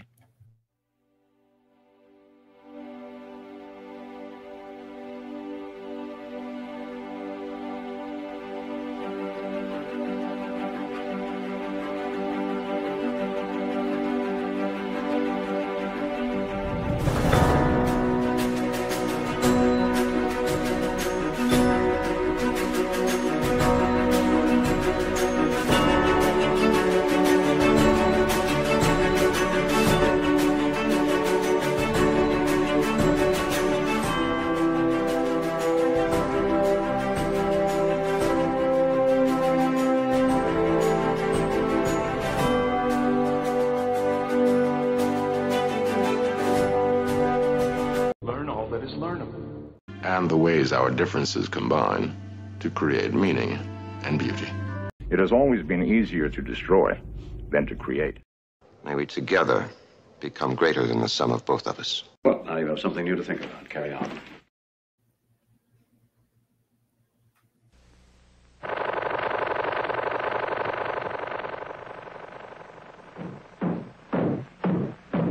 They sure work hard, don't they, Barney? Yeah? I hate to see them work so hard. Yeah, me too. Let's go around back where we can't see them. Gee, we ought to do something, Fred. Okay. How's about taking a nap? I got a better idea. Let's take a Winston break. That's it. Winston is the one filter cigarette that delivers flavor 20 times a pack. Winston's got that filter blend. Yeah, Fred. Filter blend makes the big taste difference, and only Winston has it up front where it counts. Here, ahead of the pure white filter. Winston packs rich tobaccos specially selected and specially processed for good flavor in filter smoking. Yeah, Barney, Winston tastes good, like a cigarette should. My mum always said, the things we lose have a way of coming back to us in the end. If not always in the way we expect.